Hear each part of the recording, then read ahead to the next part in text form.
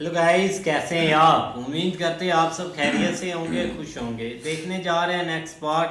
करते video start और देखते हैं। आप भाई आप देखना, आप पता चले।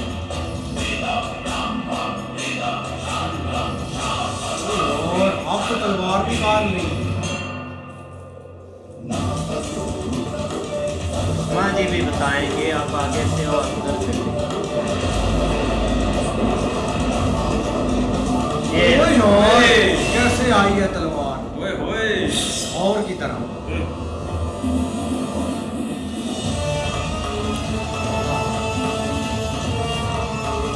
आप देखें।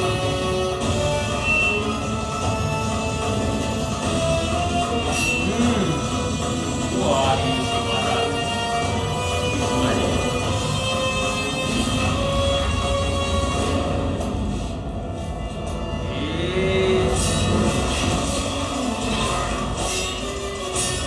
हाँ जी, ना इजी नहीं है ना।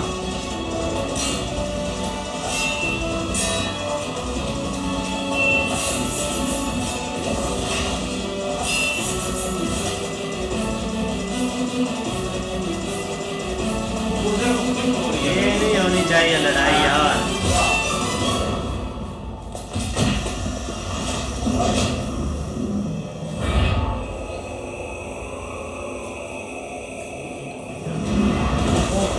ये बहुत पावर है परशुराम।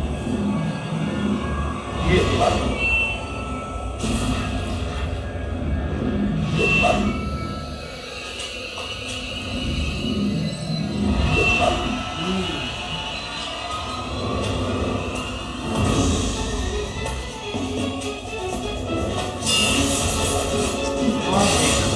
ओए और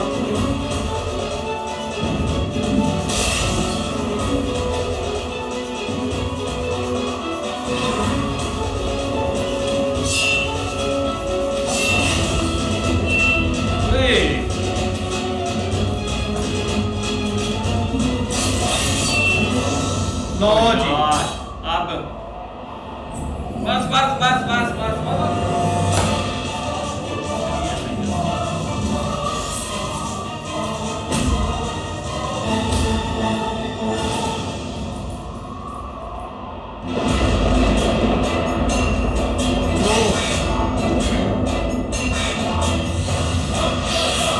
ओ यार, ओए ये तो अपना शस्त्र है।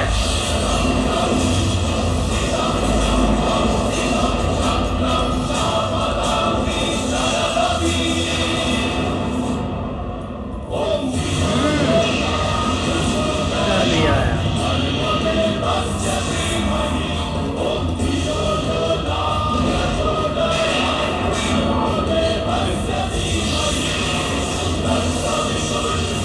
महादेव, सहायता कीजिए।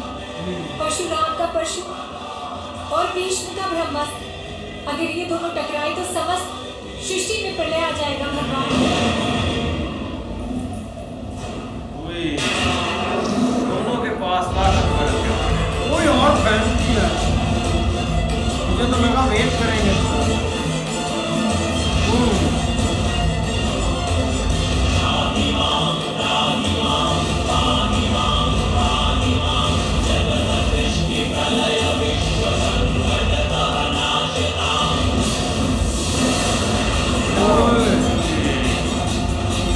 तीसरी शक्ति आ गई है। टकराने देंगे नहीं।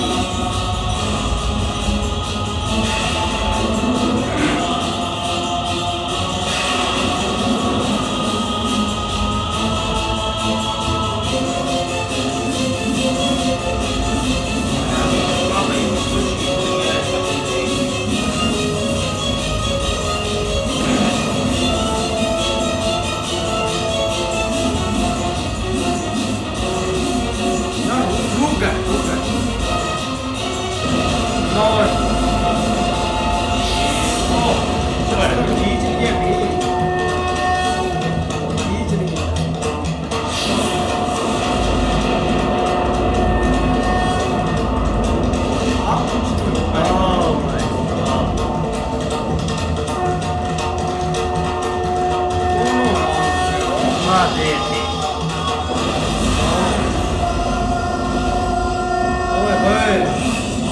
गिनती भाई।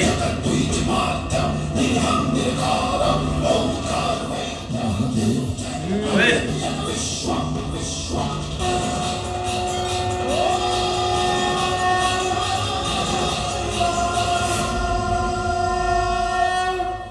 वाह। रुको परशुराम, भीष्म की तपस्या पूर्ण हुई। यदि तुम दोनों अब भी युद्ध करते रहे तो समस्त सृष्टि का नाश अवश्य होगा। किंतु मुझे अभी न्याय नहीं मिला महादेव। फिर आप ये युद्ध कैसे रोक सकते हैं? भगवान परशुराम वचन से बंधे हैं महादेव। जब तक मेरे मन का समाधान नहीं हो जाता तब तक भगवान परशुराम को युद्ध करना ही होगा। ओए भगवान मेरी मनोकामना पूरी कीजिए।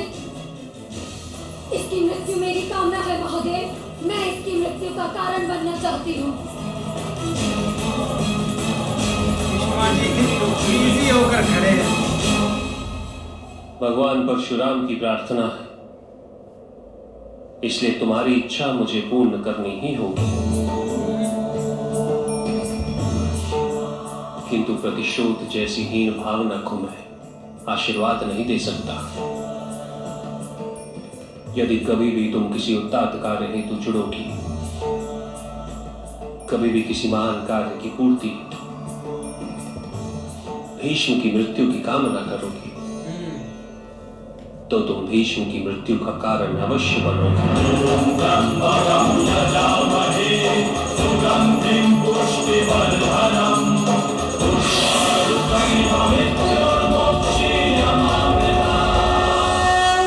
तो मैं जीना नहीं चाहती, किंतु मैं नया जन्म लेकर आऊंगी प्रतिशोध लेने। अपने हृदय की कटुता का त्याग करें राजकुमारी अम्बा। मैं वचन देता हूं, भगवान शिव ने कहा ऐसा दिन जब आएगा मैं आपके समीप अपने सभी शस्त्रों का त्याग कर दूंगा। तुम्हारी उदारता की आवश्यकता नहीं मुझे भीष्म। मैं तुम्हें क्षमा नहीं करूंगी। हाँ, बहुत गुस्सा है यार। 25 वर्षों बाद भी मैं तुम्हारी मृत्यु का संकल्प लेकर जन्म लूंगी। तुमने हस्तिनापुर के जिस सिंहासन के लिए मेरे जीवन का नाश किया है, उसी सिंहासन के लिए तुम दिन रात संघर्ष करते रहोगे। वो सिंहासन तुम्हें एक दिन भी शांति भरी निद्रा प्राप्त करने नहीं देगा। दौड़ते रहोगे तुम, सिंहासन तुम्हें जीवन भर दौड़ाता रहेगा। और जब तुम्हारी आत्मा तक को वृद्धत्व और थकान घेर लेगी, मैं तब आऊंगी तुम्हारी मृत्यु बनकर।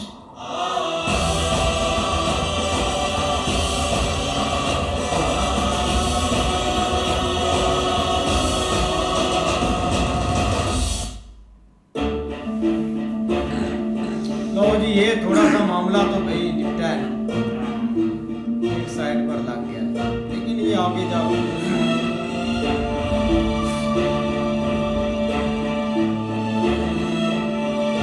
24 साल बीत गए।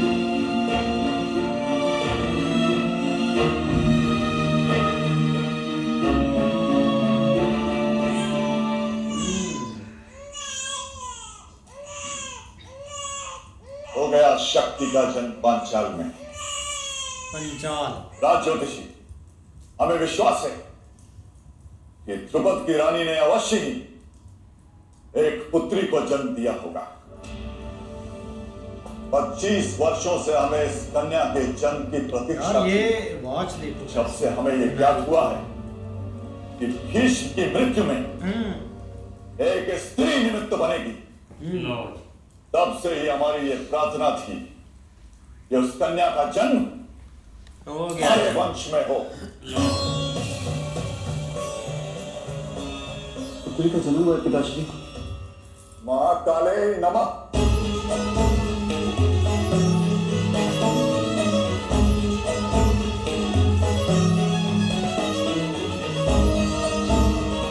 हमारी आशा फलीभूत हुई द्रुपद। भीष्म ने मेरा, हमारे राष्ट्र का बहुत अपमान किया था। भीष्म के हृदय में आग लगाने की भूल मत करना, अन्यथा लंका की भांति पूरा पांचाल जलेगा। यार, ये तो अभी भी आपने बताया। ये कन्या उसका प्रतिशोध लेगी। प्रतिशोध से सुंदर कुछ नहीं होता इस विश्व में। इस कन्या के जन्म ने हमें इस विश्व का सारा सौंदर्य दे दिया और इसीलिए हम इस कन्या का नाम शिखंडनी रखते हैं। शिखंडनी। क्या? शिखंडनी। शिखंडनी। लो भाई वही एक वो भी है उनका। लेकिन ये कि दूसरी तरफ देखा जाए ना कि जो एक वार स्टार्ट हो चुकी थी ना युद्ध, वो बहुत खतरनाक था। मतलब चला तो वो काफ़ी दिनों तक था, लेकिन ये कि अगर ऐसे ही चलता रहता तो बहुत ज़्यादा नुकसान होना था। लेकिन वहाँ पर देवी अम्बा तो यही बोल रही थी कि ये युद्ध हो, उनको ये नहीं था कि मतलब कोई नुकसान हो रहा है कोई कुछ, लेकिन वो चाहती थी कि किसी ना किसी तरह भीष्मा जी है ना उनका एंड हो, लेकिन वो नहीं हो सकता था। नहीं ऐसे ही है यार, बदले की जो आग होती है ना वो इंसान को अंधा कर देती है, और उसके अंदर वही एक आग लगी हुई थी कि मैं बदला लूँ, जल्दी से जल्दी भीष्मा जी का एक काम खत्म। और इसकी वजह से ही भाई उसने सबसे बड़ी एक पावर चूज की, एक मतलब के गई गुरु जी के पास और उधर से सारा प्रॉमिस करके अब लड़ाई तो हो रही थी, लेकिन इसमें नुकसान काफ़ी हो जाना था। हाँ था कि अब महादेव जी आए हैं, उन्होंने आकर भाई ये चीज़ को मतलब कि संभाला है। वही बात है कि अगर भाई वो दूसरा भीष्मा जी की माँ ना आती और वो भाई ना बोलती कि इनकी लड़ाई रोकी जाए तो नहीं रुकनी थी। वो आई है तो लड़ाई उन्होंने रोकी है। अब भाई शस्त्र तो उनके भाई ऊपर चले गए, पर बाद में जो उन्होंने वचन दिया ना उसको कि जब तुम कहोगी तब ये बंदा मरेगा, भीष्मा जी की भाई मृत्यु होगी। अब भाई 25 साल बाद उसने दूसरा जन्म ले लिया महारानी अम्बा ने। भाई अब देखो क्या करती है। अभी लेना है, ले लिया भाई। हाँ जी भाई अम्बा देवी ने महादेव से भाई जो वचन लिया था ना, उसने बोला है कि भाई जब भी भीष्म का मृत्यु होगा ना तो उसका कारण आप बनेगी। तो वो उसने भाई 25 साल का टाइम दिया था। तो भाई 25 साल बीत गए और इधर एक नए महाराजा साहब हैं, उनके यहाँ उनका जन्म हुआ है पंचाल। तो उनके यहाँ भाई उसका जन्म हुआ है। आगे आप देखते हैं क्या होता है। इस तरह भाई भीष्मा जी और भाई गुरुजी ने जब आखिरी जो अपना हथियार थे न चलाए, जो उनके भाई अहम थे, खास अहम, तो भाई उधर भीष्मा जी की माँ खड़ी आ गई है। उसने भाई फरियाद की है कि ये जो है ना मामला ख़त्म किया जाए, नहीं तो एक न ख़त्म होगा। लेकिन भाई वो दोनों हथियार भाई ऊपर गए भगवान के पास सीधे। नहीं ऐसे क्या, लेकिन वहाँ पे तो एक तरह का जो है ना वो मामला सीधा बदरा हो गया था। लेकिन अब आगे भाई चीज़ ये है कि पंचाल जो मतलब एक है ना वहाँ का राजा, उसके यहाँ एक बेटी की पैदाइश हुई है, जो कि उसने उम्मीद लगाई है कि यही उनसे बदला लेगी, क्योंकि उनको एक तरह का आप शराब समझ लें या जो भी है ना कि आपकी एक लड़की के हाथों ही एक डेथ होगी, तो इसलिए ये खुश हो रहे हैं। आप आगे देखोगे। बिल्कुल देखते हैं नेक्स्ट, तब तक के लिए गुड बाय, टेक केयर।